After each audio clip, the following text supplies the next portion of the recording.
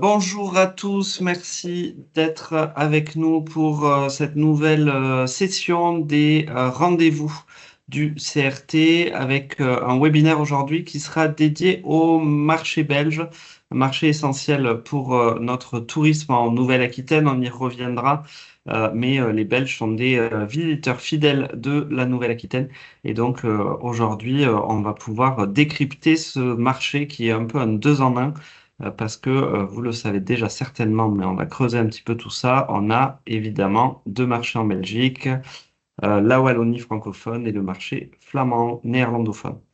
Ce webinaire, il s'inscrit dans un cycle de webinaires. Vous avez peut-être l'habitude maintenant d'y participer. Ce sont les rendez-vous du CRT, à peu près un webinaire par mois, parfois deux.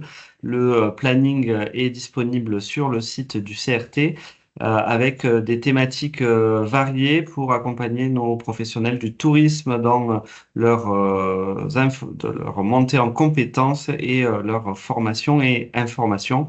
Aujourd'hui, on est sur un des webinaires, on a à peu près 3, 4, 5 par an qui est dédié à nos principaux marchés cibles. Le déroulé.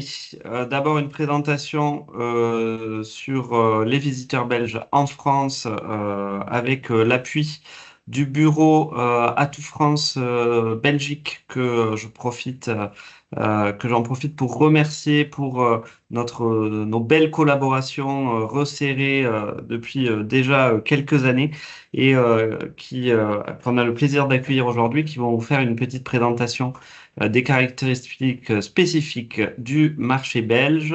Ensuite, ce sera le tour de Paola de présenter un petit peu les visiteurs belges euh, en Nouvelle-Aquitaine. Paola, c'est votre interlocutrice principale sur ce marché, responsable du marché belge, entre autres au CRT.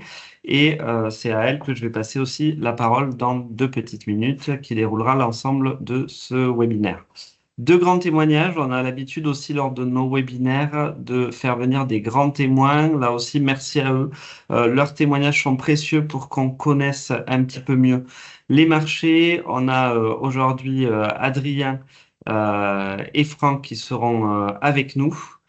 Et puis pour le reste du programme, Paola, je te laisse la parole. Je serai là tout au long de ce webinaire pour modérer vos questions dans le fil de conversation. N'hésitez pas à poser vos questions par écrit, ça nous permet d'y répondre de manière régulière et de condenser un petit peu. Merci encore à tous pour votre présence lors de cette nouvelle session des rendez-vous du CRT. Et on plonge sans plus attendre dans les spécificités des marchés belges. Paola, l'écran est à toi. Merci Anthony, bonjour à tous, ravi de vous retrouver aujourd'hui pour ce webinaire.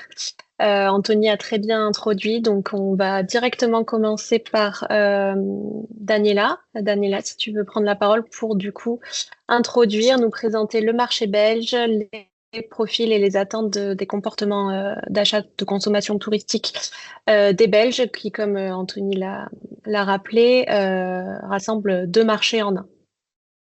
Oui, merci Paola et merci Anthony pour cette introduction. Bonjour à toutes et à tous. Merci donc d'être présents pour ce webinaire. Comme Paola l'a dit, donc on va vous présenter un peu une analyse du marché belge avec un petit focus particulier Wallonie-Flandre. On va aborder plusieurs aspects, que ce soit économique, les comportements touristiques, mais également un peu les enjeux qui sont liés à la durabilité suite à des études que nous avons réalisées les 2 dernières années, et puis un petit zoom sur l'intermédiation et les médias en Belgique. Voilà, on peut commencer la prochaine slide. Merci Paola. Donc on commence par le volet, le cadre économique, parce qu'il influence souvent les voyages. Très vite sur cette slide, ce qu'on peut mettre en avant, c'est que la Belgique affiche une croissance du PIB de 1,1% en 2024 et que les projections sur 2025 sont assez positives, donc plus 1,3%, ce qui est un peu supérieur à la moyenne européenne. Donc on a une certaine résilience de l'économie en Belgique.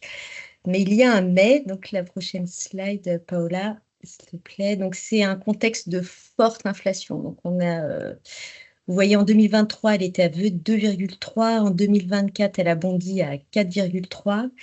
Et en mars 2025, bon, elle retombe à 3,6, mais même si la pression diminue, les prix diminuent, on a quand même un pouvoir d'achat qui reste sous tension, donc qui est très important pour les voyages également. Et autre point important, non, juste avant encore, Paola, désolée, c'était le gouvernement belge que nous avons eu après vous d'ailleurs, et après, parce qu'on a été aussi dans une année d'élection. Donc, il doit faire face aussi à un déficit budgétaire élevé, qui nous aussi, chez nous, on doit trouver 28 milliards dans les prochaines années, ce qui pourrait aussi impliquer des réformes sociales qui pourraient impacter les départs en vacances. Donc voilà, à surveiller, ce sont un petit peu les points économiques que je voulais vous apporter. Alors, je sais que vous connaissez tous bien le marché belge, mais j'ai refait ici un peu les données générales du pays. Donc, vous voyez, c'est un petit pays par sa taille, surtout si on compare avec la Nouvelle-Aquitaine, donc 30 000 mètres carrés, et par contre avec 11 millions d'habitants. 11 millions d'habitants, donc c'est très dense. On possède 3 langues officielles, donc le néerlandais qui est principalement en Flandre, le français en Wallonie et à Bruxelles. Alors Bruxelles, évidemment, on est toujours sur une ville bilingue, mais si on prend les déclarations aux impôts, il n'y a que 8% qui sont faites en néerlandais, donc on met quand même Bruxelles dans la partie francophone, et l'allemand, mais qui reste très minoritaire à l'est du pays. Voilà, c'est une monarchie constitutionnelle. Et nous avons un nouveau Premier ministre depuis cette année, Bart De Wever, qui est une figure politique qui est issue de la Flandre. Voilà, toute cette petite introduction pour effectivement redire que cette diversité linguistique influence aussi le comportement touristique. Et vous allez le voir dans les prochaines slides. Donc là, on est déjà sur les départs en 2024. Donc vous pouvez voir que les Belges sont repartis massivement en vacances, puisque on a augmenté par rapport à 2023 de 12%. Et alors même si on prend l'année de référence qui finalement n'en est plus une maintenant, on est quand même à plus 24,4%. Donc on retrouve vraiment les chiffres d'avant-crise et même au-delà. Quand vous voyez la répartition géographique, on a 61% qui viennent de Flandre, 29% de Wallonie et 10% de Bruxelles, donc ça reflète vraiment la population. Et puis, voilà, on est à 1% près, on est sur le nombre de populations, et puis ça reflète aussi le niveau financier qui est un peu plus fort sur la Flandre, voilà, avec un PIB qui est plus important par habitant en Flandre qu'en Wallonie, et encore moins, et encore plus qu'à Bruxelles. Je pense que tu peux remettre la slide suivante. Voilà, là, c'est un petit peu nos concurrents au global. Donc, vous voyez que la France reste leader cette année encore devant l'Espagne et les Pays-Bas, avec une part de marché de 20,4%. Les Pays-Bas, qui sont quand même une destination, elle attire vraiment pour les courts séjours. On a une moyenne de 4,4 nuitées. L'Espagne, par contre, a de longs séjours. Pour les Belges, on est sur, et en plus on augmente cette année d'une nuit, donc on est sur 11,7 nuitées par Belge en Espagne. Voilà, mais malgré cette concurrence, donc la France reste première, et on remarque donc cette fidélité des Belges. Voici la slide qui me paraissait aussi très intéressante par rapport à cette problématique Flandre-Wallonie. C'est la répartition des destinations principales selon la région d'origine. Donc vous voyez que la France, elle est majoritairement visitée par des Wallons, donc on est à 54,5%, bien devant les Flamands et aussi les Bruxellois. Donc voilà, bon, ça s'explique par effectivement la proximité linguistique et aussi proximité territoriale, l'accessibilité aussi importante. Et vous voyez que notre premier concurrent, donc l'Espagne, eh ben, la tendance s'inverse puisque 68% des visiteurs viennent de Flandre. Bon, les Pays-Bas, c'est une majorité écrasante de Flamands, Est-ce qu'on peut revenir? Pardon, merci. Et le marché domestique également. Il n'y a que l'Italie où il y a une petite nuance, c'est sur Bruxelles, où on a quand même 18%. Donc, ce qu'on explique un petit peu par un profil un peu plus urbain et un peu plus international, où l'Italie arrive d'une façon un peu plus importante que sur le reste des destinations. Voici les départs en France des Belges. Donc, on confirme aussi toujours ce statut de première destination étrangère sur ce graphique et on constate quand même une reprise solide et durable du nombre de PAX en France, donc plus 8% par rapport à 2023 et plus 24% par rapport à 2019. Donc, c'est une hausse assez constante. Alors, les dépenses, là, vous voyez que c'est toujours en forte augmentation. Donc, plus 11% par rapport à l'année dernière et plus 80% par rapport à 2019. Donc, on a vraiment des dépenses qui s'expliquent, enfin, qu'on explique par plusieurs facteurs. Bon, il y a un petit peu d'inflation, mais c'est surtout une hausse de la durée des séjours et puis qu'on retrouve aussi sur d'autres, je pense, d'autres clientèles, une envie de profiter pleinement. Après quelques années de restrictions, on ressent fort dans nos études cet aspect-là pour les Belges. Voilà, donc c'est des signaux quand même très positifs et encore des opportunités à saisir sur la clientèle flamande. Alors là, je vous ai remis les dépenses mensuelles des visiteurs en provenance de Belgique avec une source qui est la Banque de France. Donc là, c'est logement, enfin, toutes les dépenses qui ont été faites sur place et on arrive devant le Royaume-Uni et l'Allemagne avec 9,91 milliards d'euros pour l'année 2024. Je vous ai mis également le budget euh, entre la Wallonie et la Flandre entre la Wallonie et la Flandre pour la France. Donc, vous voyez que le budget moyen par réservation est plus élevé en Flandre qu'en Wallonie. Donc, il y a une différence de 11%. Voilà, qui s'explique aussi par des choix d'hébergement différents, d'activités aussi différentes. Mais vous voyez qu'on est bien loin encore de ce qui est dépensé pour l'Espagne, qui reste un budget plus élevé de 2532 euros. Donc voilà, même si on reste accessible, on a encore un potentiel pour monter en gamme. Ici, je voulais mettre en évidence un petit peu la répartition géographique et la part de marché que la France a auprès des différentes régions belges. Donc, vous voyez que, bon, Wallonie, on a vu, on est largement premier. Sur Bruxelles également. Par contre, en Flandre, nous arrivons deuxième avec 12,2% et talonnés vraiment par l'Espagne en part de marché. Donc voilà, une clientèle flamande encore à aller chercher et une clientèle évidemment fidèle sur la Wallonie et sur Bruxelles.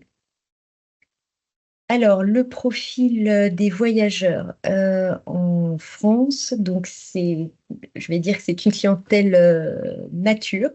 Si on prend Bruxelles, on baisse un petit peu l'âge, mais voilà, 52 en Flandre et 51 en Wallonie. Donc, une clientèle avec un bon pouvoir d'achat, puisqu'on est sur une catégorie professionnelle 1 et 2 en majorité. Voilà, des moyennes de nuitées que vous voyez un peu plus importantes en Wallonie qu'en Flandre. Et relativement fidèle en nombre de voyages par an. La seule chose où je voulais également attirer votre attention ici sur cette slide, c'est que vous allez peut-être être surpris sur les chiffres des ruraux, donc 58% de ruraux et 56,5% de ruraux pour la Wallonie, mais il faut vraiment prendre avec ces pincettes ces chiffres parce que en Belgique, quand on habite des provinces, je vais donner un exemple, mais pour ceux peut-être qui connaissent, comme le Brabant flamand, on ne dit pas qu'on habite en ville parce que voilà, il y a pas les villes sont très petites, mais on ne peut pas qualifier de campagne ces lieux parce qu'on n'est pas sur une zone qui serait uniquement rurale. Donc, c'est des toutes petites villes avec une province avec, par exemple, une des plus riches qu'il y a en Belgique. Donc, il y en a beaucoup comme ça. Donc, voilà, les ruraux, il faut prendre vraiment avec des pincettes. C'est plutôt des zones, voilà, des zones avec plutôt entre campagne et ville, quoi. Le profil des voyageurs avec l'hébergement. Donc, vous voyez que le choix d'hébergement se fait majoritairement pour les deux régions sur de la location en France. Donc 45% et 50% pour la Wallonie. Si on va un petit peu plus loin, on voit que la Flandre, dans les locations, c'est plus des maisons, villas, alors que sur la Wallonie, on est plus sur des appartements. Donc, ça s'explique hein, pour plusieurs raisons. Il y a la clientèle familiale. On a un peu plus de familles, par exemple, qu'en Espagne. Donc, qui cherchent un peu plus d'espace, qui cherchent aussi à maîtriser son budget par rapport à l'hôtel, par exemple. Donc, voilà. Ensuite, le reste est beaucoup moins important, mais que ce soit sur le camping pour les deux régions. Sur la droite, vous avez les cinq critères pour choisir ces hébergements.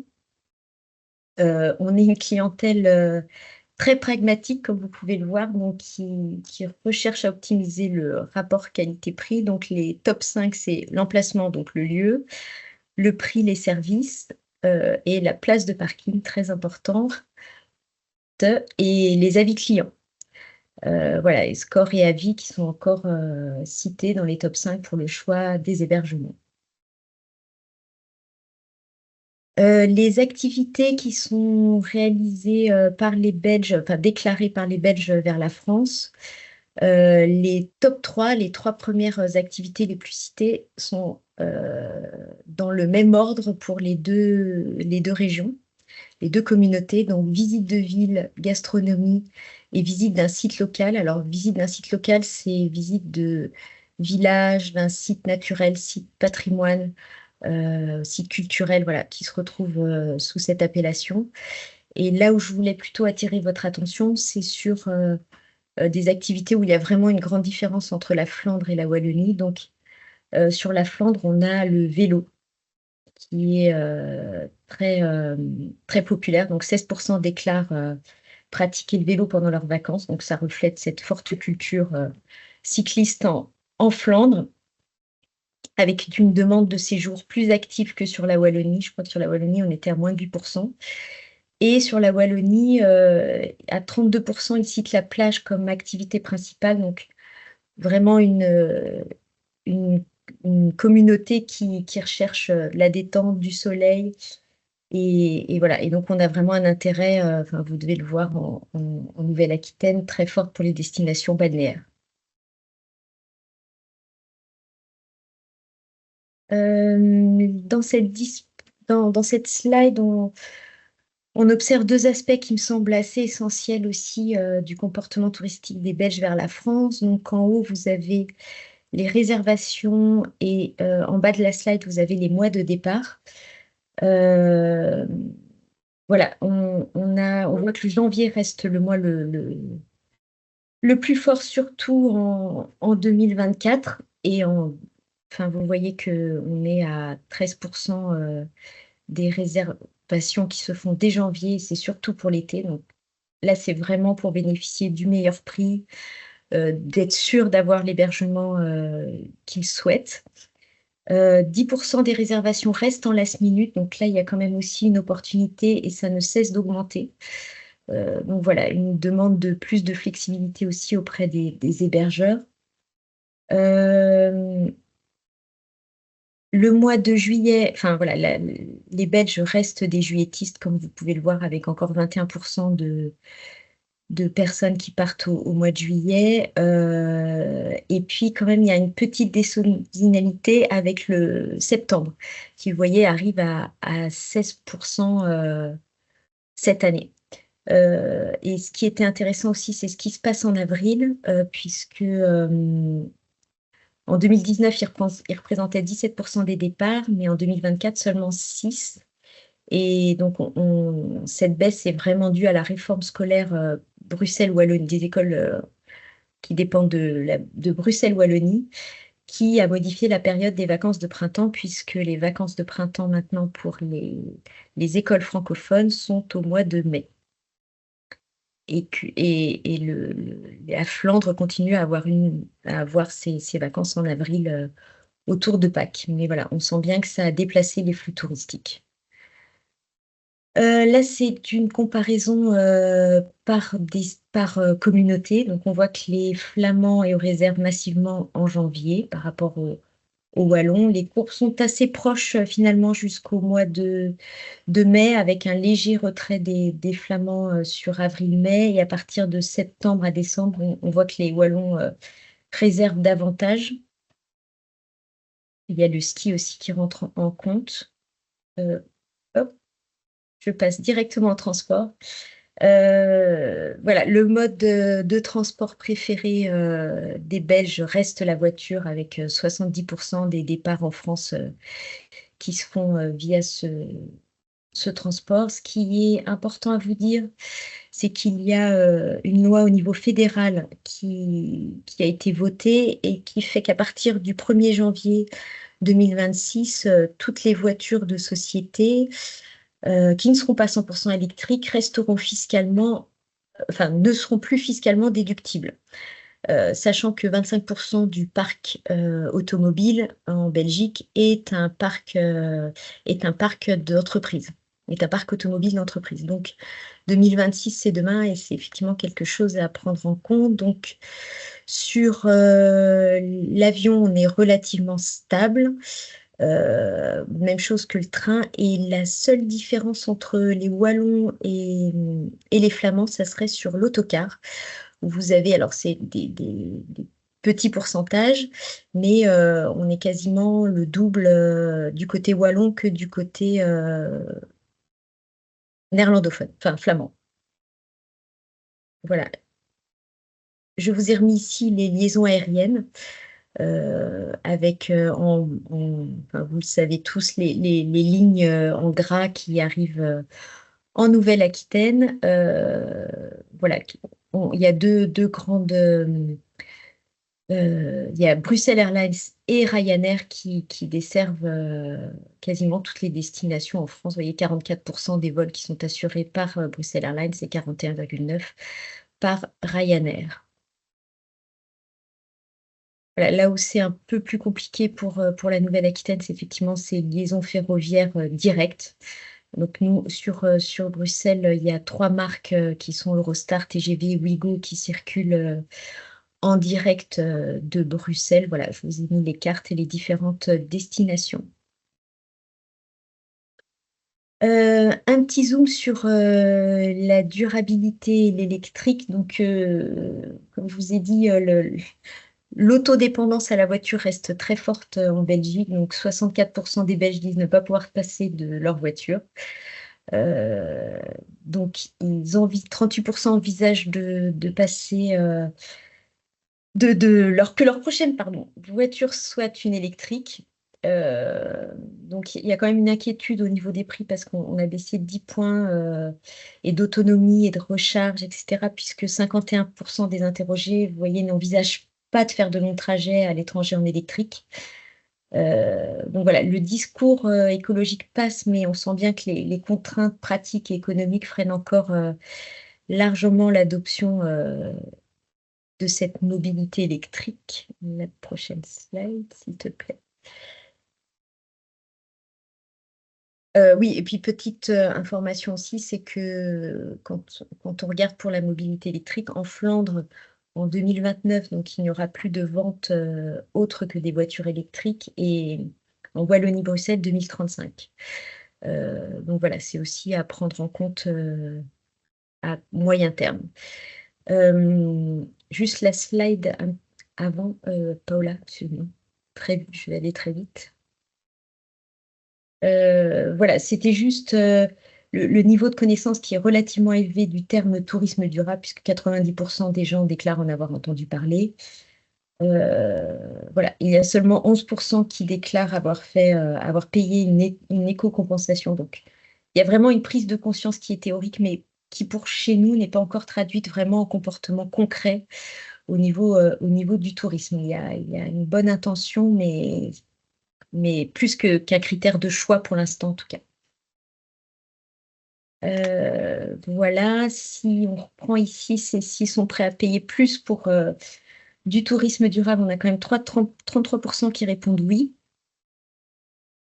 Voilà, mais on a quand même encore 30% qui clairement disent non. Donc voilà, 70% sont ouverts, mais si cette offre effectivement est crédible, est accessible et bien expliquée, et vous voyez la note que les Belges donnent à la France comme destination durable, on est à 6,82, donc on est assez une moyenne européenne, puisqu'en gris, vous avez la note au global de 11 marchés en Europe.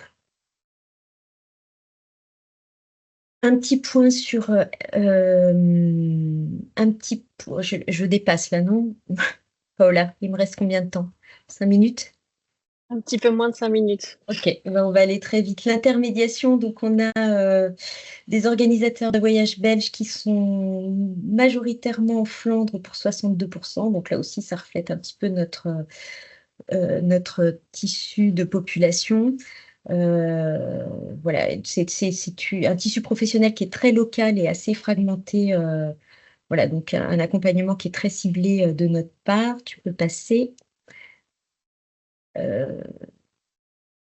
Voilà, donc là, vous voyez qu'au niveau de l'intermédiation, on n'arrive que troisième, la France, qui est l'Espagne est le premier pays avec la plus grande intermédiarisation, suivi par l'Allemagne, mais avec des chiffres beaucoup moins importants. Voilà, là c'est l'intermédiation toute destination confondue, donc 65% des Belges réservent leur voyage sans intermédiation et donc en totale autonomie. On est plutôt en digital, même si le hors-ligne conserve un rôle de conseil un petit peu pour des clientèles seniors ou des voyages assez complexes. Et là, c'est le Focus France. Donc, vous voyez, on est beaucoup moins intermédiaires que pourrait l'être le marché belge sur toutes les destinations, puisqu'on est là à 13% qui réservent via un opérateur et on est quand même aussi sur du online.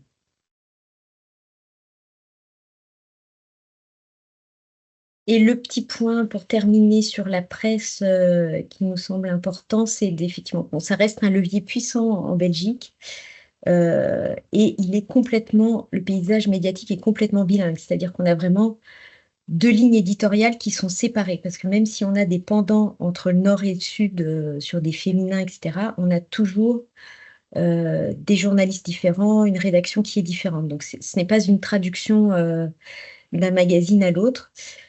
Voilà, c'est un levier puissant si on adapte effectivement les contenus à la langue et si on multiplie effectivement tous les formats digitaux.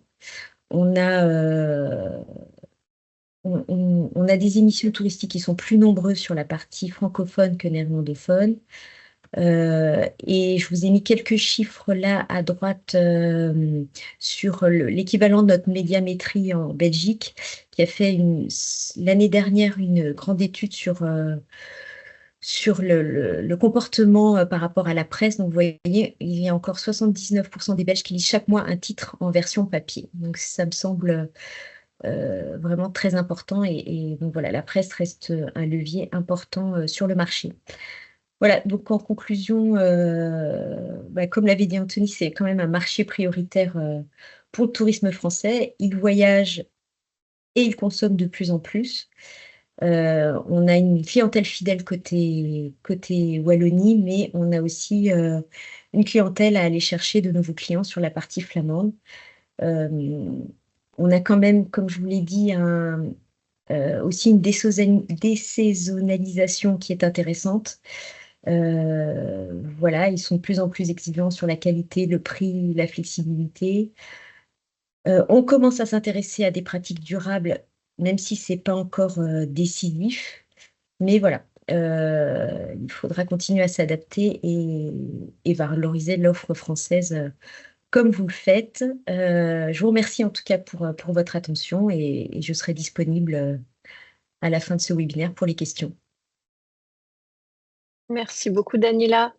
Merci pour ce résumé, ces informations très concises. Malheureusement, on est un peu pris toujours par le temps. Mais effectivement, si vous avez des questions, n'hésitez pas à les mettre dans le chat. On aura un temps à la fin et on pourra aussi sur l'intermédiation et sur la presse répondre avec nos intervenants. De mon côté, je vais continuer à vous apporter des éléments sur les visiteurs belges, mais plus sur l'échelle régionale. Donc tout d'abord concernant l'accessibilité, Daniela l'a très bien expliqué, 70% des visiteurs se rendent en France en voiture.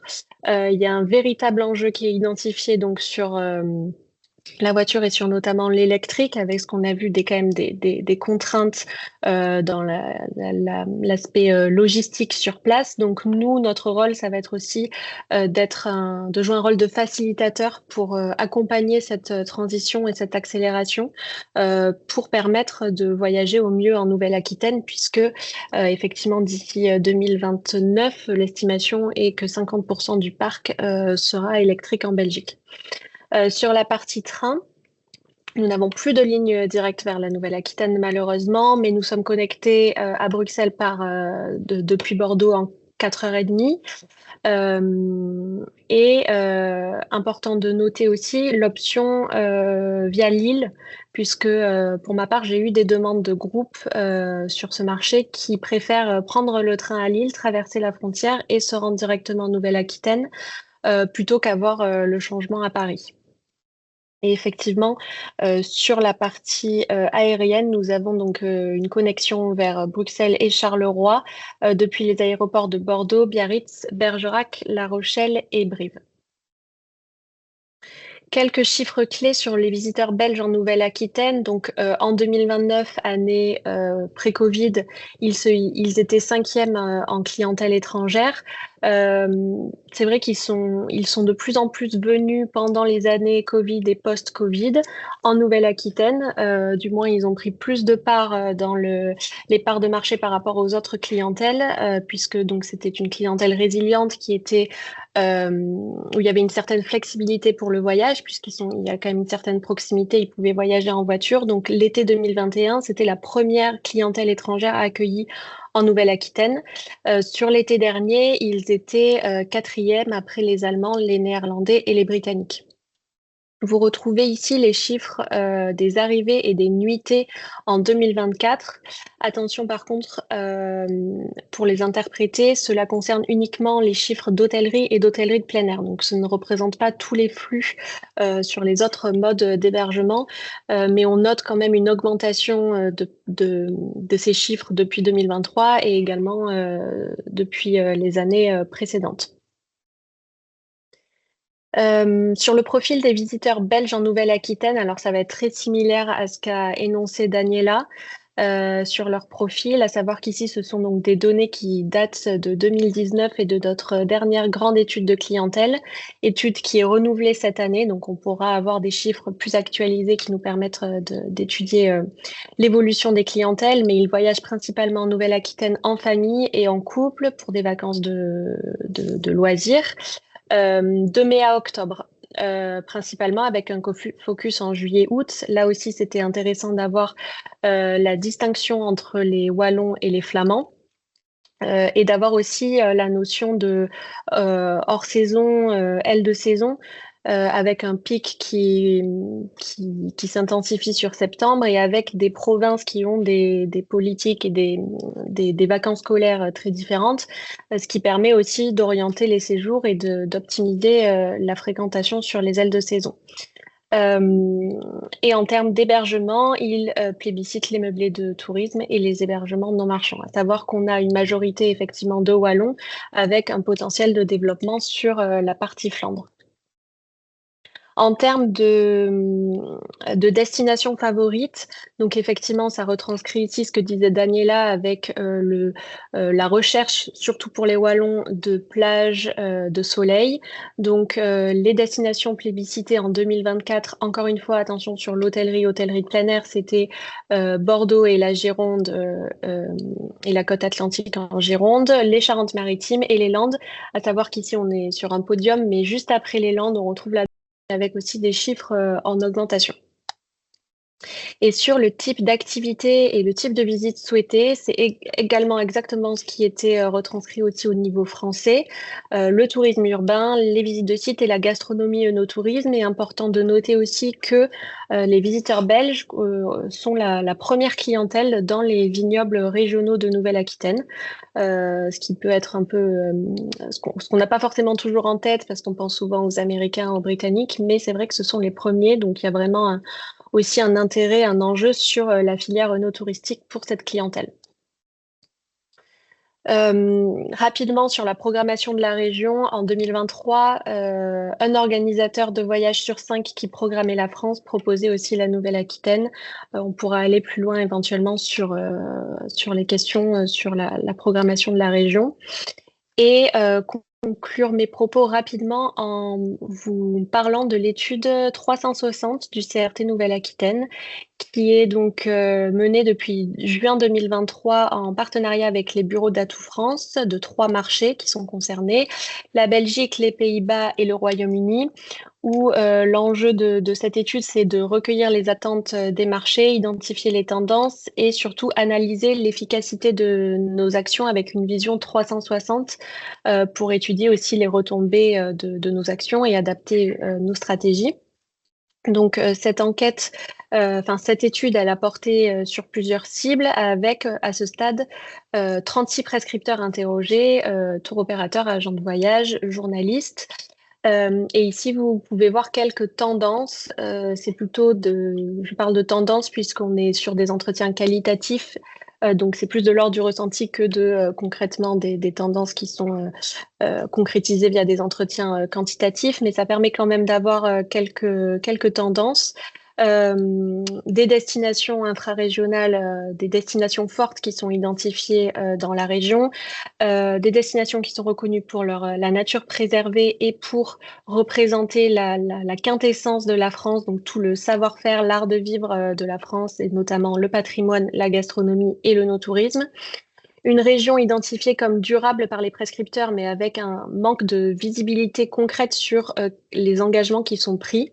Donc un enjeu aussi pour nous de communiquer davantage sur ces engagements et une méconnaissance de certaines offres d'hébergement, malgré la diversité de notre offre. Ça, c'était pour nos 3 marchés concernés. Sur la Belgique, les prescripteurs belges ont identifié la région comme plutôt abordable par rapport à d'autres régions françaises concurrentes et même par rapport à la Belgique. Mais une destination et une région associée plutôt à un public vieillissant, senior. Donc, il y a aussi ici un enjeu de rajeunir l'image de la destination et de rajeunir les clientèles accueillies. Et sur la partie commerciale, une demande d'un peu plus de flexibilité sur les négociations, les contrats. Comme le disait aussi Daniela, sur le hors-saison et sur le last minute pour toutes les réservations de last minute. Donc là, c'est un rapide panorama de ce qui a été dit, mais n'hésitez pas aussi à me recontacter pour qu'on puisse en échanger et que je puisse vous envoyer des éléments un peu plus complets. Voilà, j'essaie de gagner un petit peu de temps. Est-ce que Adrien est parmi nous, puisque nous allons passer du coup au témoignage des grands témoins qui nous font le plaisir d'être avec nous aujourd'hui. Bonjour Adrien.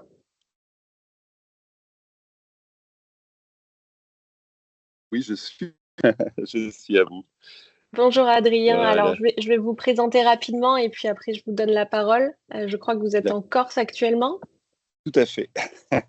Donc, pour ceux qui ne vous connaissent pas, vous êtes animateur, producteur belge emblématique de la RTBF, qui est donc la radio-télévision belge de service public, avec 4 chaînes de télévision, 9 radios et une offre complémentaire sur le web. Et vous avez été à l'initiative d'émissions phares telles que Les Belges du bout du monde ou Le Beau Vélo de Ravel.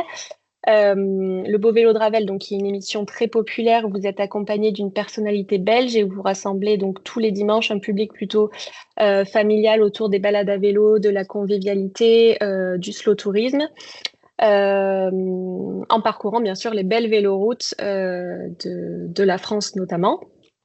Et de la Nouvelle-Aquitaine, puisque vous êtes venu l'année dernière.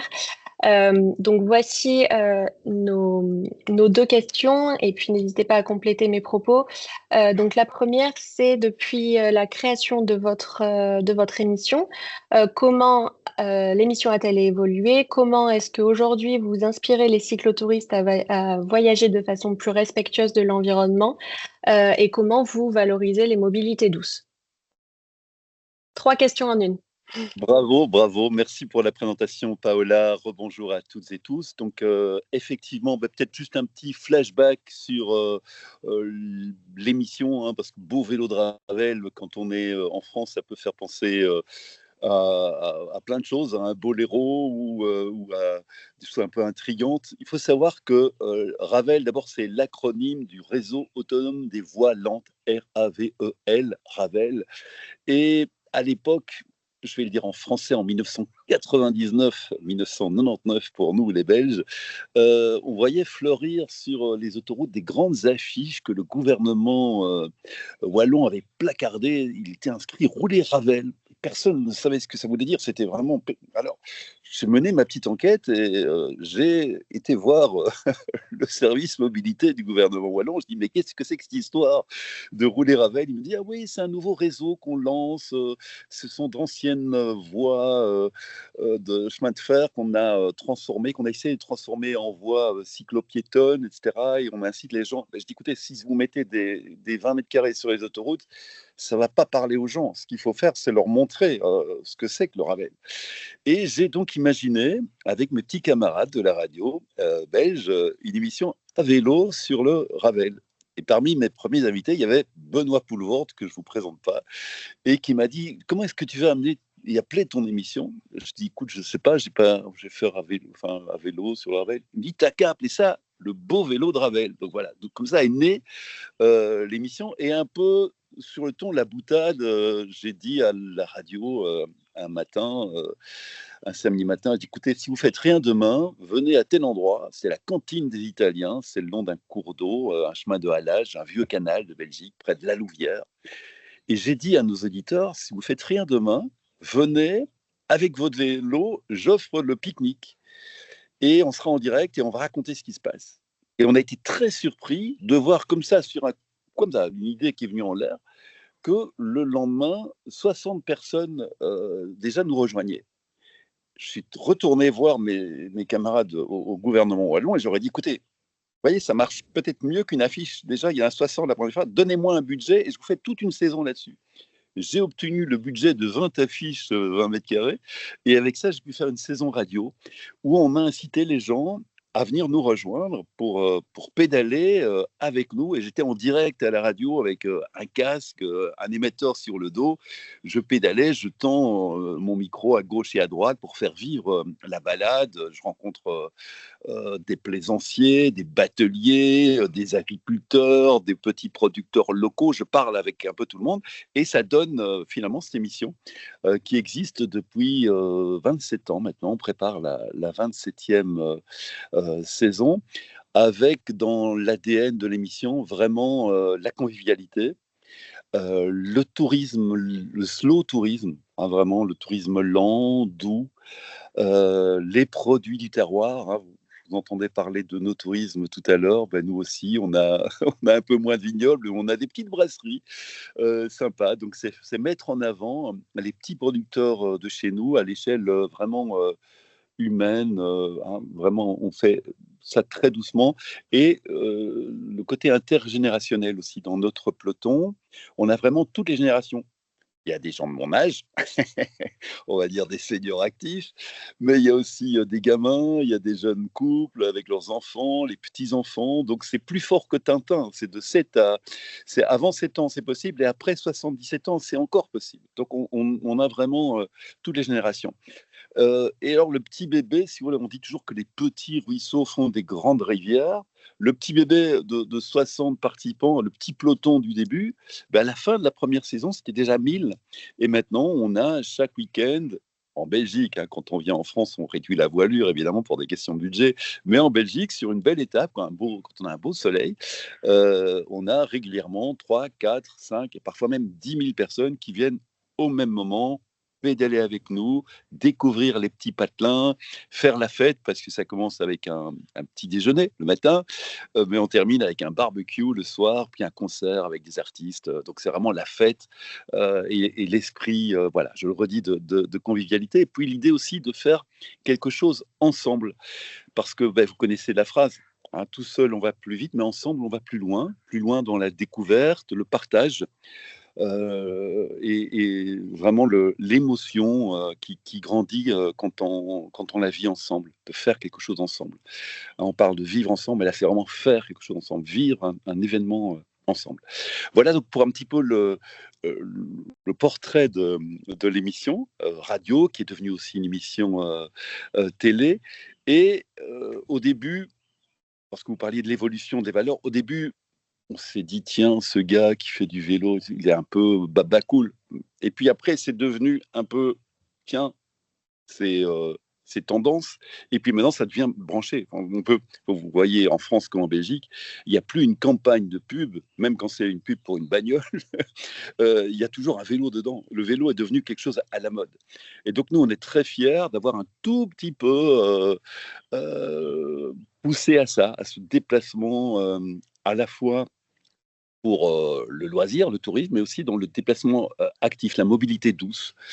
Et je suis très heureux de voir qu'aujourd'hui, ben, en Wallonie, il y a 1500 km de voies vertes, hein, ce qu'on appelle le Ravel, ancienne ligne ou bien chemin de halage.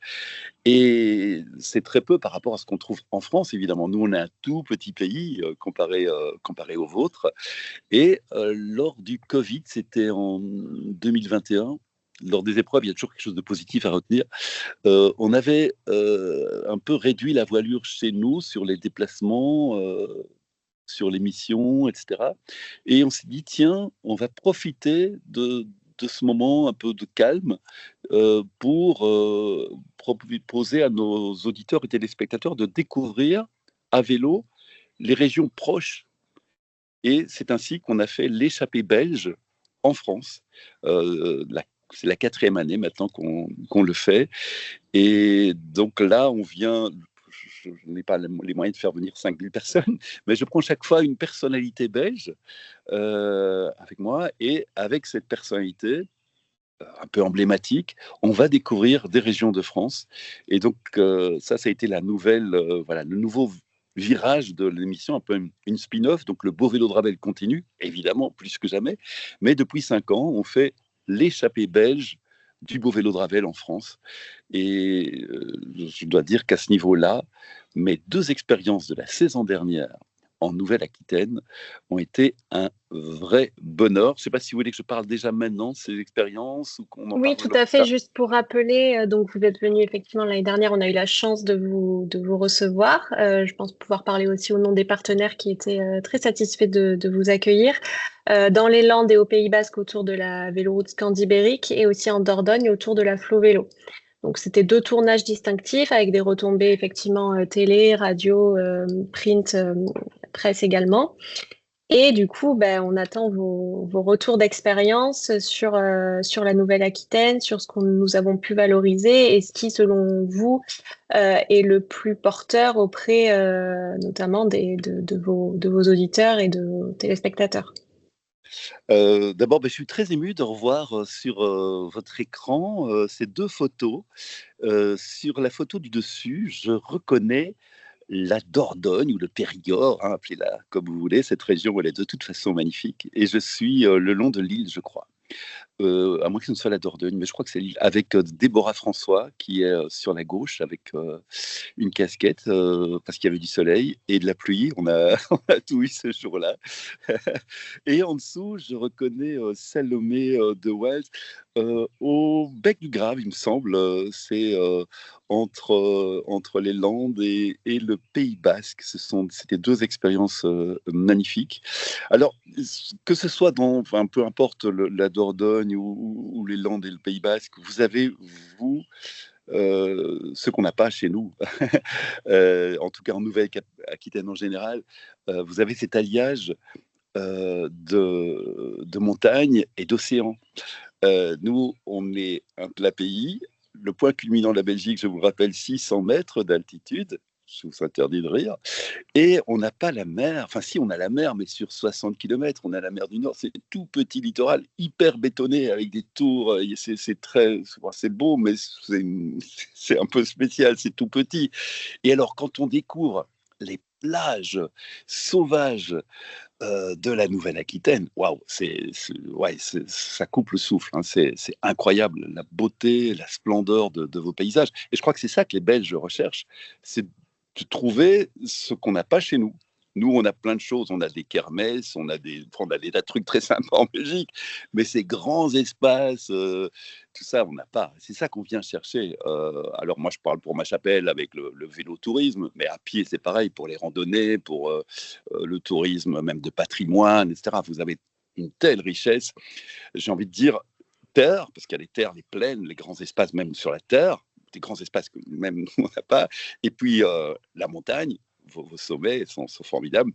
Et puis l'océan, vraiment, ça coupe le souffle. Donc voilà, ça c'est vraiment des choses, quand on peut nous les mettre en avant dans l'émission, c'est quelque chose qu'on fait avec plaisir.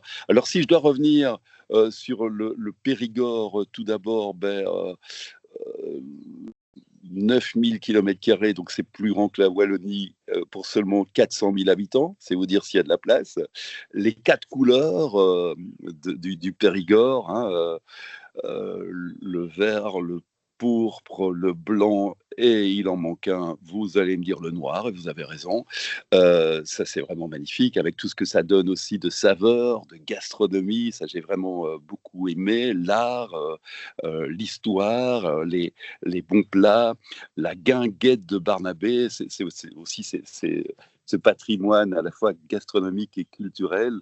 Euh, à Boulazac, au bord de l'île, c'était vraiment très très chouette.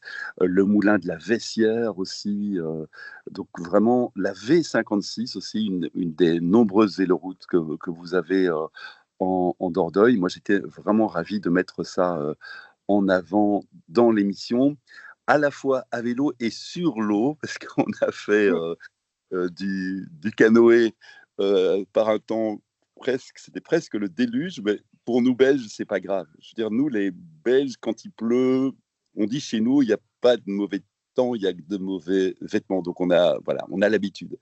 Donc ça, c'est quelque chose qui nous dérange pas. Donc ça, c'est voilà quelques images qui me restent de la Dordogne, de cette très très belle échappée chez vous. Et puis on a eu une autre échappée sur la Scandibérique, qui est la plus longue véloroute d'Europe. Rien que sur la France, elle fait plus de 1000 km. J'en ai utilisé un petit bout il y a 15 jours. On était dans l'Avesnois. On a pris un petit bout de la Scandibérique qui vient de chez nous, hein, qui vient de Belgique d'ailleurs. Qui longe la Sambre et puis qui descend jusqu'à Saint-Jean-Pied-de-Port, et même plus loin, hein, qui va jusqu'à Saint-Jacques-de-Compostelle. Très très belle véloroute qui traverse à la fois les Landes et le Pays Basque. Souvenir d'agrotourisme aussi, Panchica et ses brebis, ça, voilà, des pâturages en itinérance, en transhumance. Ça, nous, on n'a pas en Belgique. On aime bien voir ce qu'on n'a pas chez nous. J'ai beaucoup aimé ça. Puis les saveurs locales, évidemment, les petits vignobles, l'Irouléguy. Oh là là là là. Ça, c'est un très très bon vin de chez vous. On a rencontré un couple qui a repris les vignes familiales sur les hauteurs de la Rodaille. C'était très très beau. Un excellent souvenir. Dans un tourisme un peu plus exclusif, bullé au spa du splendide hôtel de Dax. C'est pas mal non plus, après une journée de vélo. Logé au château du Bec du Gave. ça aussi, ça reste un des grands bonheurs sur Terre. Faire un peu de bateau sur l'Adour aussi, ce qu'on a fait. Et puis, arpenter Saint-Jean-Pied-de-Port. Parce que ça, c'est mythique, c'est l'ultime étape au port de l'Espagne, au pied des Pyrénées, un haut lieu du pèlerinage, évidemment, aux religieux, mais pas que, parce que tous les marcheurs qui se respectent veulent un jour accrocher à leur tableau ce fameux itinéraire de grande randonnée, hein, Saint-Jacques, la route de Saint-Jacques, Saint-Jean-Pied-de-Port. Voilà Vous êtes des... devenu un expert, du coup, des deux Non, mais destinations que vous avez pu découvrir avec plein d'autres encore dans la région. oui, et on a en projet de revenir en octobre prochain chez vous pour une autre émission qui s'appelle Les Belges du bout du monde, parce qu'il y a beaucoup de Belges qui sont installés chez vous en France. Tout à fait. Il y a 150 000 Belges qui vivent et travaillent en France, et beaucoup dans le domaine du tourisme ou des médias. Et j'aurai la chance de faire une émission avec Marie-Dominique Privet, qui est journaliste à ici, l'ancienne France Bleu. Et on va la suivre dans son travail. Et on vient faire ce tournage chez vous au mois de novembre. Et ce sera diffusé en décembre, juste avant les fêtes de fin d'année. On mettra en avant les bons produits du terroir, évidemment. Très belle nouvelle. On pourra rester en contact, effectivement, si besoin aussi, pour en savoir plus. Merci beaucoup, Adrien. Intéressant d'avoir votre perception, notamment, de la diversité reconnue autour de la convivialité, des mobilités douces du vélo. Et on disait tout à l'heure avec Daniela qu'effectivement la partie des Flamands était plus à même de faire des voyages à vélo, où c'était un critère plus important pour eux. Mais finalement, on voit aussi que sur la Wallonie, c'est quelque chose qui est de plus en plus important, qui prend de l'ampleur et qui devient même branché, comme vous le dites. Donc, à garder en tête également pour toutes nos stratégies de promotion et de valorisation des territoires. Oui, et j'étais très heureux d'entendre tout à l'heure que les Landes et la Dordogne étaient en hausse au niveau des visiteurs wallons. Et j'espère qu'on y est un petit peu pour quelque chose. En tout cas, on est très heureux de voir ça. Et effectivement, nous, on essaye de pousser aussi les déplacements vélo, mettre son vélo dans le train. Et vous parlez de Lille, la ligne directe de Lille vers Bordeaux qui permet ça, ou de louer les vélos sur place, mais en tout cas de voyager. On va dire avec une empreinte écologique réduite, et ça, le vélo, pour ça, c'est champion du monde. Hein. Merci beaucoup, Adrien. Avant de vous libérer sur votre tournage, je n'ai pas la vision sur le chat, donc Anthony, est-ce qu'il y a une question avant qu'on passe à la suite? Je ne vois pas le chat, je ne vois personne. Donc... Non, il n'y a pas de questions, Paola. Ok, ça marche. S'il y a des questions par la suite, on pourra vous les faire parvenir. Adrien, merci beaucoup. Merci à de votre temps. Merci pour votre accueil. Bonne continuation et vive le tourisme. Oui, merci, Adrien. Merci beaucoup, Adrien. À bientôt. À bientôt. Alors, on va continuer avec notre second intervenant du jour, Franck. Est-ce que Franck est parmi nous? Moi, je suis là. Bonjour Franck, désolée pour les quelques petites minutes de retard. Merci beaucoup d'être avec nous aujourd'hui. Je vais vous présenter et puis je vous laisserai également continuer. Donc, vous êtes CEO de la Belgian Travel Confederation, qui est donc qui regroupe plusieurs associations de voyagistes belges, côté Wallonie et côté Flandre, qui a été créée en 2022 et dont l'objectif premier était de souder le secteur touristique en Belgique, notamment après la crise sanitaire. Et vous avez beaucoup de projets de plans de relance à l'échelle nationale européenne et aussi plusieurs engagements dont vous allez nous parler. Je vais vous laisser donc vous présenter et puis vous énoncer notre première question sur les différences entre les prescripteurs de voyage côté Wallonie et côté Flandre, et aussi sur des tendances que vous avez pu identifier sur les demandes finales des clientèles des touristes visiteurs. Et ensuite, vous pourrez nous en dire plus aussi sur l'importance du critère durable dans le secteur. Est-ce que c'est un critère qui prend de l'ampleur, qui est de plus en plus important concrètement? On en échangeait tout à l'heure sur la théorie et la pratique, qu'est-ce que vous avez mis en place, qu'est-ce que vous mettez en place pour répondre à ce critère. Oui, tout à fait. Vous m'entendez bien là? On vous entend très bien. Super, voilà. Et on vous voit même. Je me Merci suis beaucoup. retranché dans une petite bodega parce que je suis, comme vous prouvez que les Belges ont la bougeotte. Adrien était en Corse, moi je suis dans le sud de l'Andalousie. Et voilà, Que des je me suis. destinations soleil. Voilà, tout à fait. On recherche le soleil. C'est vrai que pour l'instant, il pleut en Belgique, donc on a effectivement bien fait. Mais surtout, ce qui m'a poussé à me rendre en Andalousie aujourd'hui, c'est quelque chose d'extrêmement important. C'est parce que voilà, il me tenait à cœur de participer à certaines fiestas qui sont très typiques de la région. On a une succession de grandes fêtes citadines. D'abord celle de Séville, et puis Cordoue, et puis Jerez de la Frontera. Et il y a plusieurs petits festivals qui sont vraiment caractéristiques de cette saison-ci de l'année. Et voilà, il me tenait à cœur depuis longtemps de le faire. Parce que la première chose, si vous me permettez, en préambule, avant de répondre à vos questions, c'est vraiment de se rendre compte qu'aujourd'hui, la première question, ce n'est plus tellement de savoir où on va voyager, mais pour quelles raisons. Il faut vraiment mettre le contenu du voyage, le but du voyage au premier rang. Et on l'a déjà abordé à travers les présentations de Daniela, très complètes d'ailleurs, et puis le témoignage d'Adrien.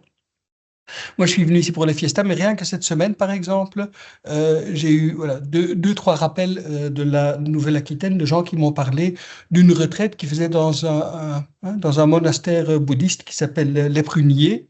Et c'est vraiment coïncidence, parce que c'est vraiment dans la Nouvelle-Aquitaine. Et donc, effectivement, rien que mon épouse disait, ah oui, c'est quelque chose que je comptais faire depuis longtemps. Et maintenant qu'on m'en parle, effectivement, je vais le faire. Donc, de nouveau, cette motivation. Pourquoi me rendre quelque part? On parle de voyage de transformation. Sur votre territoire, il y a la fameuse route de Saint-Jacques, le chemin de Saint-Jacques, qui est quelque chose qui reprend aussi beaucoup de sens. Et aujourd'hui, on va voyager aussi pour se dépasser, pour se transformer, pour prendre du recul par rapport à un monde très frénétique dans lequel on vit.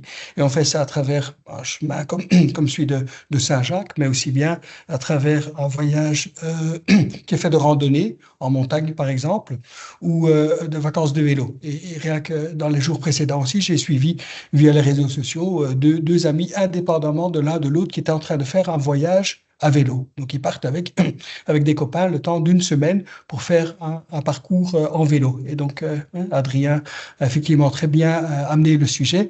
Le Flamand a priori, est un grand cycliste. On dit souvent en Flandre que le vélo, c'est le nouveau golf, c'est la nouvelle tendance. On est en train de construire en Belgique des autoroutes pour vélo. C'est incroyable ce qui se fait en termes d'infrastructure parce qu'il y a une réelle volonté à amener les gens sur le vélo, pas seulement pendant leur loisir, mais aussi pour se rendre au boulot. Et donc, les gens vont transposer cette activité et cette passion aussi dans leurs vacances. On voyage pour assister à un festival, pour participer à un concert. J'ai des amis qui sont rendus à Lille pour assister au concert de Bruce Springsteen. C'est nouveau, un voyage qui va intégrer des hébergements. On se rend dans la région bordelaise forcément pour le vin de la même manière que la Champagne. C'est un grand classique pour le week-end des touristes flamands aussi qui vont là passer 2-3 jours à Épernay, à Reims et qui vont rentrer avec le coffre chargé de bouteilles. Donc c'est vraiment ça qu'il faut bien prendre en conscience aujourd'hui que le Belge, à l'instar, je pense aussi d'autres nationalités, voyage de plus en plus pour un but. Alors, dans ma présentation, j'avais entraîné beaucoup de chiffres. Maintenant, Daniela a magistralement passé ces mêmes chiffres en revue. Juste répéter, parce qu'elle l'a dit en début de présentation, c'est important.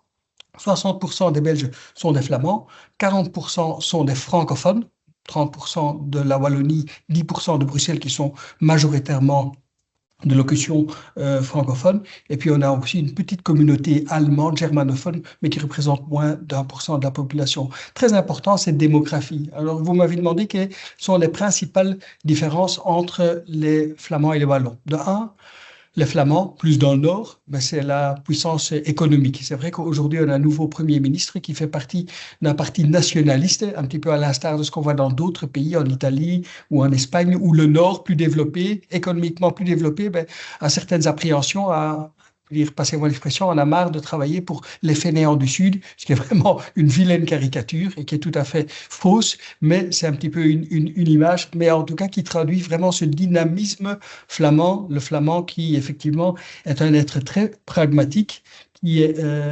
économiquement beaucoup plus fort et qui va effectivement contribuer beaucoup plus à ses dépenses financières pour les vacances. Paradoxalement, c'est le Wallon qui dépense plus d'argent en France à l'occasion de ses vacances que le Flamand. Et pour une raison qui est très simple, c'est que le Flamand, il voyage plus. Le Flamand, il voyage plus fréquemment et il a aussi une plus grande variété de destinations.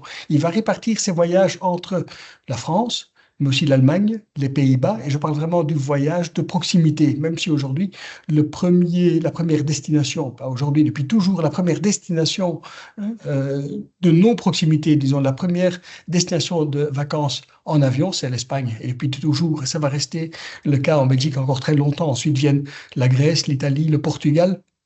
C'est vraiment là que se concentre le gros des vacances des Belges.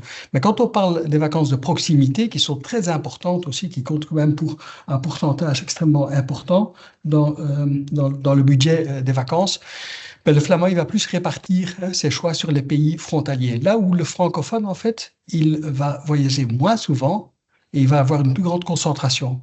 Le francophone, il a tendance à voyager par habitude. Il est coutumier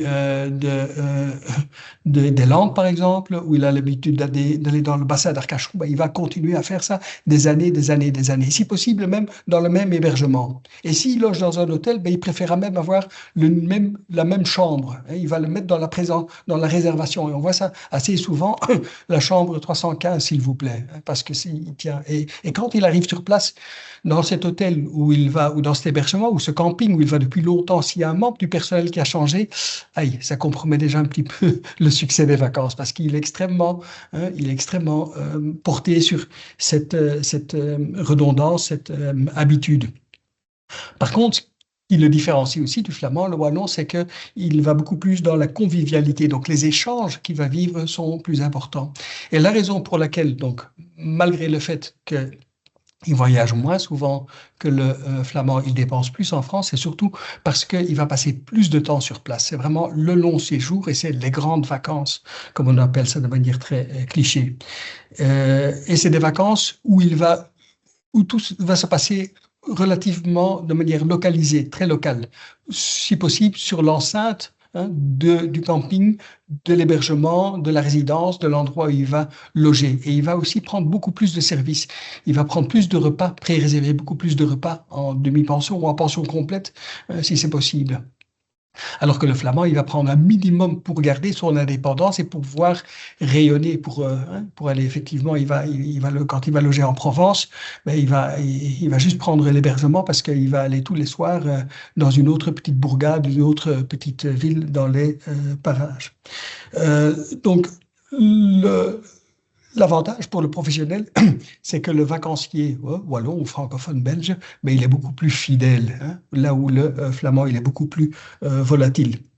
Le flamand, il voyage plus souvent, donc plus court, il a une plus grande diversité, il est extrêmement exigeant aussi sur la qualité parce qu'il a aussi un habitat extrêmement important. Daniela l'a dit tout à l'heure, l'économie belge ne se porte pas très bien. Oui, sauf qu'on parle de l'économie belge. C'est vrai que les finances belges, avec le niveau d'endettement, est assez sous pression. Mais le belge est très riche. Le belge a en moyenne, le ménage belge a aujourd'hui en moyenne un patrimoine de plus de 600 000 euros. Et la médiane, parce qu'évidemment, il y a les très riches qui tirent la moyenne vers le haut, mais la médiane, elle est à 220 000 euros par ménage. Pourquoi? Parce que la plupart des Belges, ils sont propriétaires de leur propre hébergement. C'est quelque chose de très typique aussi. Et donc, comme ils sont propriétaires, ben, ils vont aussi développer une qualité d'hébergement qui est extrêmement poussée.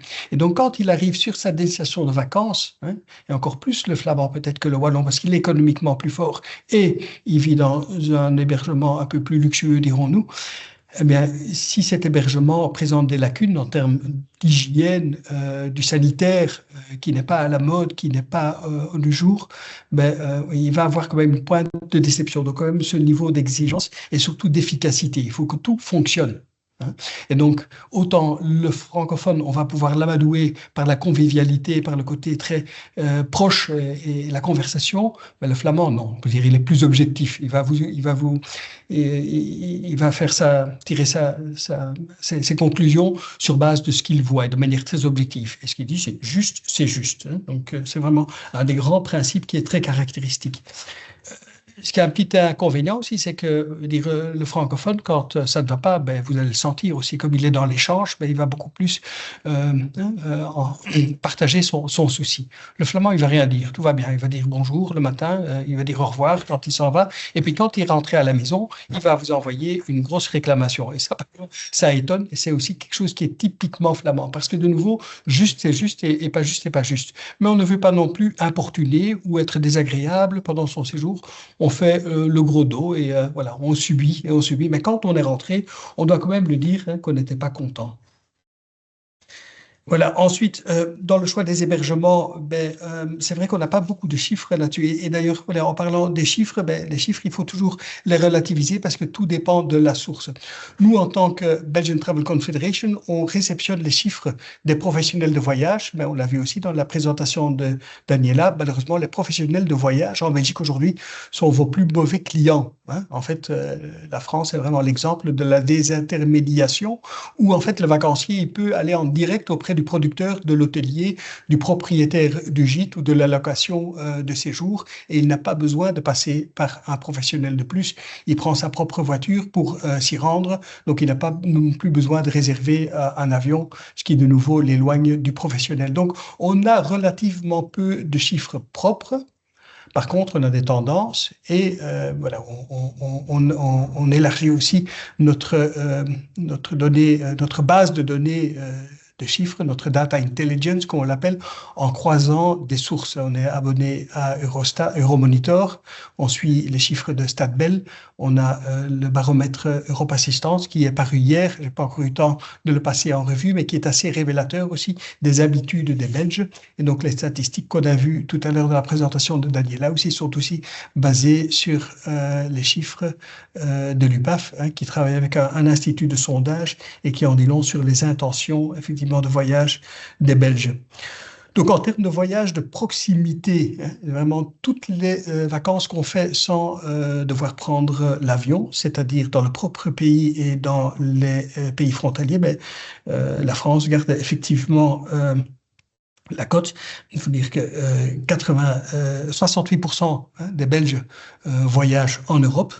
Et 27% de toutes les vacances ont lieu en France, ce qui fait plus d'un quart aujourd'hui. Et pour les Belges francophones, ce pourcentage, il passe même plus à 20.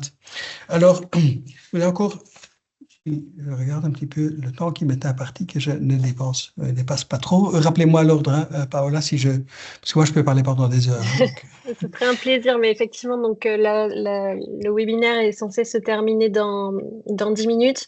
Je pense pas qu'il y ait d'autres questions, donc on vous laisse continuer pour peut-être insister sur vos membres, les associations et sur peut-être la partie prescription et l'intermédiation. Et Oui. aussi sur le critère durable. Quels sont vos engagements et quelles sont les tendances sur ce sujet? Il vous reste 5 minutes. D'accord, ok, amplement. Super. Donc, en fait, je voulais profiter effectivement de l'occasion aussi de m'adresser à des professionnels parce que on est extrêmement à l'affût aussi des tendances. On scrute sans arrêt ce qui se passe chez nous comme dans les pays voisins et à travers le monde aussi. Et qu'est-ce qui dicte le comportement des vacanciers? Et le durable, là-dedans, effectivement, prend une place de plus en plus importante par prise de conscience, tout simplement, par nécessité aussi, avec les étés caniculaires dans le sud de l'Europe. Un autre effet connexe au durable, c'est en fait l'effet contraire, c'est le surtourisme qui aujourd'hui perturbe aussi pas mal le confort des vacanciers. Donc tout ça un petit peu la même logique. Mais avant de passer sur ce volet-là, je voulais encore juste parler de la façon d'attirer les clients. On a donc vu qu'il y a encore un énorme gain à faire pour la région en termes d'attraction à travers les réseaux des professionnels des vacances. Et je voudrais aujourd'hui être le relais de nos membres, de ces professionnels. Faut dire que ce que j'entends, qu'est-ce qui manque aux tour opérateurs, aux organisateurs de voyage, aux autocaristes aussi, par exemple aux autocaristes en particulier, c'est la capacité de pouvoir prendre des groupes et de leur garantir un certain nombre de services. Et en particulier les repas. Apparemment, il y a des carences en termes de personnel, de main-d'œuvre dans le secteur du tourisme, ce qui est quand même un comble, mais qui fait qu'aujourd'hui, beaucoup d'hébergements ne sont pas capables de répondre aux attentes et aux demandes de servir des repas, que ce soit dans des restaurants ou dans des hôtels, pour des groupes qui voyagent en autocar, qui effectivement ont besoin de passer tous à table en même temps.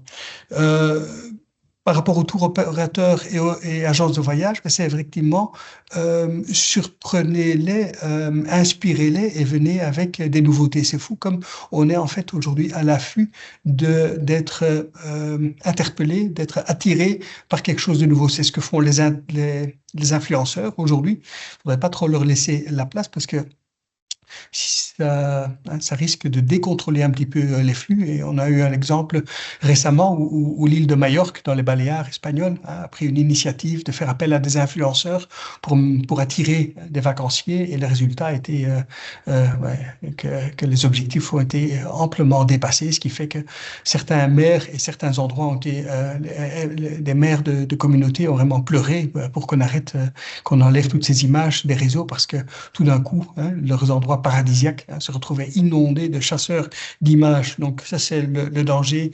Mais ça prouve de nouveau la force, effectivement, des médias. Et les médias, on parle des médias sociaux, mais aussi les médias conventionnels. J'étais heureux d'écouter Adrien Jovenot tout à l'heure, dont je suis aussi un écouteur fidèle depuis de nombreuses années, puisqu'il anime chaque dimanche matin une émission qui s'appelle Belge au bout du monde, qui va donc apparemment repasser dans votre région prochainement, qui est massivement écoutée par les Belges francophones, dont je fais à moitié partie, puisque je suis à moitié flamand et à moitié francophone. Mais donc on écoute parce qu'en fait, ça fait rêver. Et rien que d'écouter Adrien, moi, ça m'a de nouveau donné l'idée de retourner dans ces magnifiques endroits qu'il a évoqués. Et il a raconté des histoires qui inspirent. Telling is selling, on dit en anglais. C'est effectivement ces histoires que j'ai découvertes, moi, dans les années 80, à travers des émissions légendaires comme Ushuaïa ou Faut pas rêver, qui m'ont inspiré à aller à chercher un boulot ou à travailler. J'ai jamais eu le sentiment de travailler d'ailleurs, à m'occuper dans le tourisme, à vivre une passion qui m'a été communiquée à travers des histoires que j'ai écoutées sur ces émissions, à l'occasion de ces émissions qui passaient à la télé, à la radio, et où les réseaux sociaux aujourd'hui ont pris un petit peu le relais. Mais c'est vrai que l'image aujourd'hui sur les réseaux sociaux, ça draine effectivement des foules. Mais bon, sachez bien donc qu'il y a encore beaucoup de potentiel à attirer des professionnels du voyage. Je salue d'ailleurs mes amis Atout France qui font un travail remarquable en Belgique pour promouvoir ce qu'on appelle le plus beau pays du monde en termes touristiques. Et voilà, je suis persuadé que dans les années à venir, il y aura encore beaucoup de Belges qui vont se rendre en Nouvelle-Aquitaine, que ce soit en passant via un professionnel ou par la filière libre.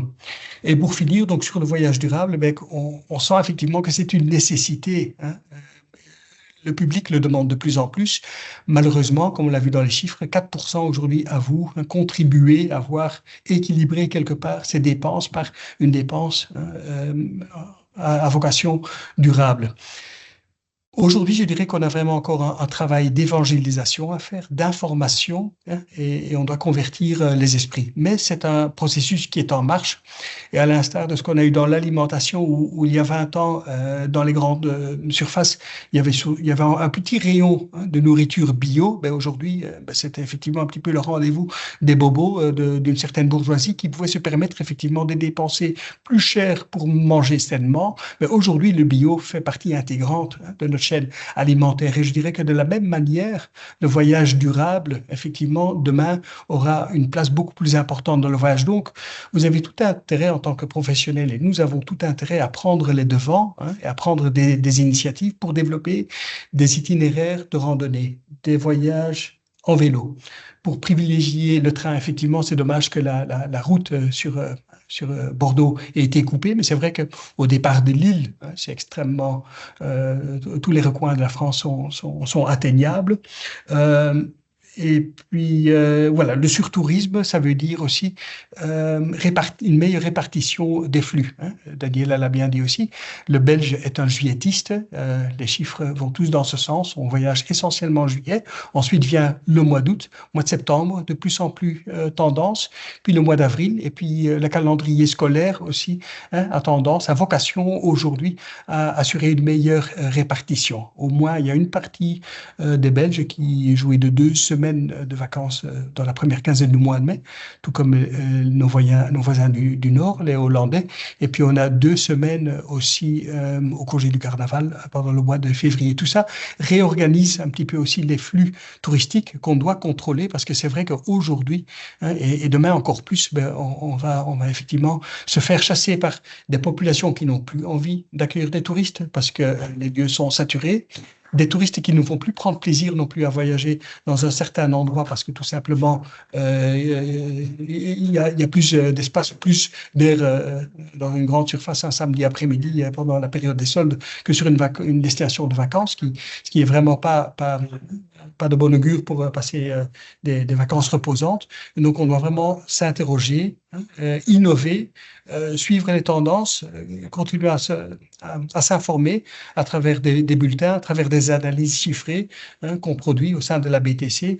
On est là aussi pour vous écouter et pour voir comment on peut vous aider à faire face à tous ces défis pour voilà, des belles vacances, parce qu'on considère encore toujours que les vacances, qu'elles aient lieu en juillet, en août, en décembre, ça reste encore toujours le plus beau moment de l'année. C'est la digne récompense pour les efforts. Et Dieu sait si, même en dépit des intelligences artificielles et le développement de la technologie, la pression sur le travailleur, elle est de plus en plus importante. Un chiffre quand même, 11 millions d'habitants, je veux dire, on vous a dit le nombre de vacanciers, 600 000 malades de longue durée, dont la majorité aujourd'hui sont des maladies mentales en Belgique. Donc aujourd'hui, on a 2 fois plus de personnes qui sont en arrêt maladie au-delà de un mois, donc même au-delà de 1 an. C'est des chiffres assez impressionnants pour vous dire que les gens aujourd'hui, plus que jamais, ont besoin effectivement de se vider la tête, d'aller vers de belles natures, de beaux endroits à découvrir, vivre des passions pour faire de la place dans leur tête et pouvoir aborder ce monde frénétique de tous les jours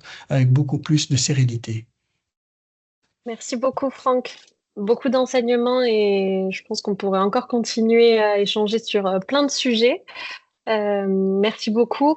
Peut-être juste pour conclure en 1 minute sur le critère durable, est-ce que vous pouvez peut-être nous expliquer ce que vous mettez en place auprès des professionnels, quelles sont les demandes et alors je sais que quelle labellisation, comment ça s'organise et quelles sont les tendances, peut-être assez rapidement parce que voilà, il y a aussi une demande, je pense, qui émane de la part des professionnels. Voilà, donc effectivement, dans le passé, pour effectuer exercer l'activité d'agent de voyage ou tour opérateur, il fallait avoir une licence. Donc, cette obligation de licence a été retirée et donc nous, on a mis en place une certification. Et donc, la certification, c'est en fait une checklist qui reprend 20 points d'action, hein, un certain nombre d'obligations légales, hein, respect de codes déontologiques, un certain nombre de formations à suivre par an. Et il y a aussi 5 critères qui ont trait à la durabilité. Et la durabilité, ça passe d'abord par l'information et la sensibilisation. D'ailleurs, durabilité, ce n'est pas que l'écologie, hein. Au sein de la durabilité, on inclut aussi tout ce qui est le social, le volet social, la justice sociale et la meilleure répartition des dépenses touristiques, hein, vers les populations locales et pas vers des grands conglomérats. Et puis aussi l'inclusion, hein. Donc voilà, je dois vous dire que ici, voilà, en Espagne, comme constamment la surprise de constater combien ces gens sont vraiment en avance sur nous, Belges, en matière d'inclusion. Je veux dire, tous les sites web sont disponibles pour les personnes qui ont pas toutes les facultés d'audition ou de visibilité. Donc, les endroits sont tous accessibles en PME, les piscines dans leur grande majorité. Donc, tout ça, c'est vraiment des points d'attention pour lesquels il faut être extrêmement proactif, prendre des initiatives. Et donc, voilà, qu'est-ce que nous, on fait concrètement?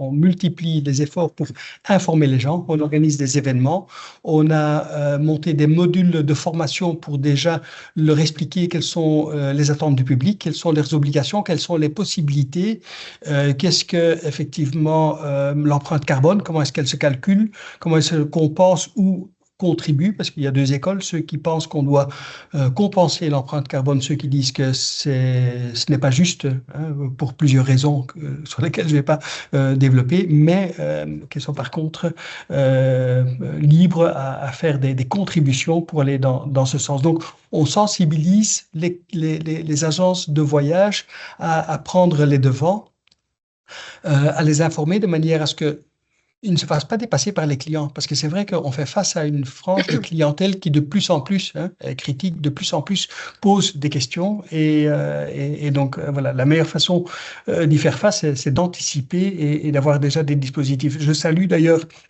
la démarche de certains de nos membres qui sont vraiment extrêmement engagés sur ces voyages plus durables, comme Rail Trip par exemple, qui est une petite agence très dynamique dans la province de Namur, dans la ville de Namur, qui organise des voyages à travers l'Europe uniquement en train. Et puis Europe Aventure, qui est un spécialiste de randonnée, qui aussi au départ de voyages de randonnée en Belgique, a effectivement construit une clientèle qui est demandeuse d'avoir ces mêmes expériences au-delà de la frontière et qui multiplie donc aussi les offres de voyage en France. Donc, ouvrez-vous à de tels partenariats, à de telles initiatives, parce que demain, elles joueront assurément un rôle beaucoup plus grand dans la manne totale des vacances. Tout à fait. Et ce serait intéressant aussi de prolonger nos échanges pour partager les bonnes pratiques d'un côté, enfin, du côté des professionnels et de l'engagement de la région dans la feuille de route tourisme durable, et aussi vous de vos retours. Le temps passe, donc on va pouvoir vous libérer. Merci beaucoup. Est-ce qu'il y a une question pour Franck, ou sinon on pourra aussi le faire passer plus tard par mail? Il y avait une petite question, Paola, dans le fil, de Florence Berthelot. Je te laisse peut-être. Je n'ai pas du tout accès au voilà, chat. donc je vous la lis donc, sur le point de vue intéressant.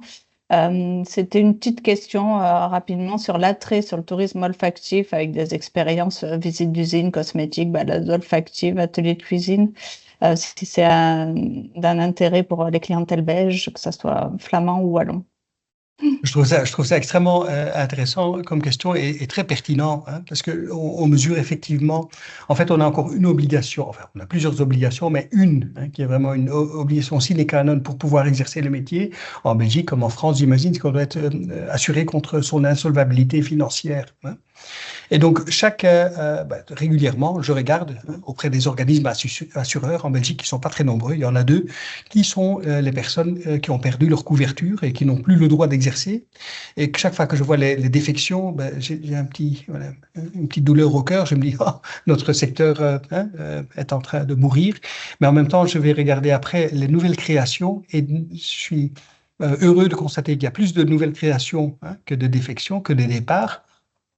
Et ce qui me frappe, c'est que dans les nouveaux acteurs, c'est effectivement tout ce qu'on lit dans la question ici de Florence, c'est des trucs extrêmement spécialisés sur du tourisme olfactif, effectivement, sur du tourisme équestre, sur du tourisme à vocation à fasciner les enfants. Donc on va aujourd'hui, les nouveaux acteurs qui émergent dans notre secteur sont des gens qui sont extrêmement, qui ont détecté des niches et qui vont se concentrer là-dessus. Et il y a par exemple des voyages œnologiques à découverte de vin. Il y en a beaucoup, parce que en fait, le Belge aime bien profiter des bonnes choses. Il a un très bon quota de dépenses sur place parce qu'en fait, quand il est à l'étranger, ben voilà, il est adepte de la bonne vie. Hein. En bon flamand, on dit leven als een Bourgondier. Un Bourgondier, c'est quelqu'un de Bourgogne. Hein. C'est-à-dire qu'on a vraiment ce goût des bons produits du terroir, des bons vins savourés. Ça, c'est quelque chose que le Belge sait faire. Et il n'a aucun problème à partir 5 jours suivre un sommelier qui l'accompagne dans une région vinicole et qui va aller visiter plusieurs châteaux ou plusieurs hein, domaine pour goûter les vins, pour goûter en même temps les produits du terroir et ça s'adresse donc à une clientèle vraiment. Et donc le plus spécialisé on est, hein, et je ne connais pas le tourisme olfactif, mais rien que de le lire, ça m'intéresse. Hein, effectivement, comme je vous disais tout à l'heure, pour aller méditer pendant une semaine, pour aller faire de l'introspection, hein, pour faire un voyage de silence, par exemple, une cure de silence pendant une semaine. On n'a pas idée tout ce qui aujourd'hui émerge comme nouveauté et qui trouve un public de plus en plus large. Oui, et je rajouterais même, merci Franck, une curiosité de la part de la clientèle belge, qu'elle soit néerlandophone ou francophone, qui est très important. Et comme tu dis, effectivement, on peut avoir des Belges qui peuvent partir une semaine juste pour découvrir effectivement une route des vins très spécialisée. On le voit chez les tours opérateurs ou nos agents de voyage. Et j'en profite pour te souhaiter un joyeux anniversaire, parce que c'était Merci. ton anniversaire. Donc on te remercie de t'être libéré pendant tes vacances et ton anniversaire. Bah, c'est un grand plaisir parce que on dit la France, on le dit, on le redit, c'est le plus beau pays du monde. Hein. Je crois que c'est aussi le numéro 1 en termes d'attrait de visiteurs étrangers. Attention, quand on parle de chiffres, toujours pas faire d'amalgame. Il y a beaucoup de city trips sur Paris. L'année passée, la France a fléchi un petit peu dans les chiffres, mais c'est évidemment l'effet du JO qui a fait fuir beaucoup de touristes de city trip. Il y a le ski, évidemment, hein, et puis il y a des grands événements comme les pèlerinages à Lourdes, par exemple. Donc il y a quand même il y a Euro Disney ou Disneyland Paris qui sont des grands draineurs aussi de public, aussi très, très, très spécialisés. Hein. Mais donc voilà, la Nouvelle-Aquitaine aussi pour ma femme et moi une place particulière aussi dans notre cœur et ma femme se plaît à me rappeler que ça lui manque souvent l'odeur des pins, des landes. Hein. C'est vraiment quelque chose. On parlait de tourisme olfactif. Mais on est en plein dedans, mais effectivement, cette odeur des pins, c'est aussi un point d'attrait hein, pour partir découvrir votre très belle région. Et on aurait plaisir à vous accueillir. Merci. Merci beaucoup, Franck, pour votre temps pendant vos vacances et joyeux anniversaire. Encore une fois, merci. Et puis, on reste en contact, effectivement, pour prolonger les échanges très intéressants. Merci à beaucoup. vous. Bonne continuation. À bientôt. Au revoir. Merci beaucoup, Franck. On va conclure pour pas prendre trop de votre temps, même si on a commencé un petit peu en retard. Juste vous rappeler la stratégie triennale du CRT. Alors, je pourrais vous renvoyer, n'hésitez pas à me solliciter pour qu'on vous partage notre stratégie, nos personas qui nous permettent d'orienter les actions et aussi les actions clés sur 3 ans. Si d'ores et déjà vous êtes intéressé pour une action en Belgique en 2025 ou 2026, n'hésitez pas à me contacter. Sur cette année, donc, on a prévu une opération en Belgique la semaine prochaine. Donc, certains d'entre vous seront présents. Il y aura 6 partenaires de Néo-Aquitains. On participera donc au workshop d'Atout France sur les mobilités douces en partenariat avec la SNCB, donc la SNCF belge. Sur lequel on rajoute une soirée presse dédiée à la Nouvelle-Aquitaine. Voilà, mais d'autres opérations peuvent être en cours d'étude, notamment pour 2026. Y a-t-il d'autres questions, Sandrine, dans le chat? Non, on est bon. Très bien, donc on aura 10 minutes de retard. Merci beaucoup pour votre écoute. On vous rappelle donc les prochains rendez-vous du programme, le rendez-vous du CRT. Le prochain, ce sera le 1er juillet. Et puis, vous pouvez voir les différents temps forts de webinaires prévus d'ici la fin de l'année. Vous informer aussi que vous allez recevoir un questionnaire concernant ce webinaire pour nous faire part de votre avis précieux pour continuer d'améliorer cette offre du rendez-vous du CRT. Voilà, je vous remercie. On vous remercie. Merci aussi à l'équipe d'Atout France pour l'accompagnement et le montage de ce webinaire. Et merci encore à nos intervenants. Merci à vous d'avoir participé. Et puis, n'hésitez pas à me contacter en direct par mail si vous avez toute question ou demande sur le marché.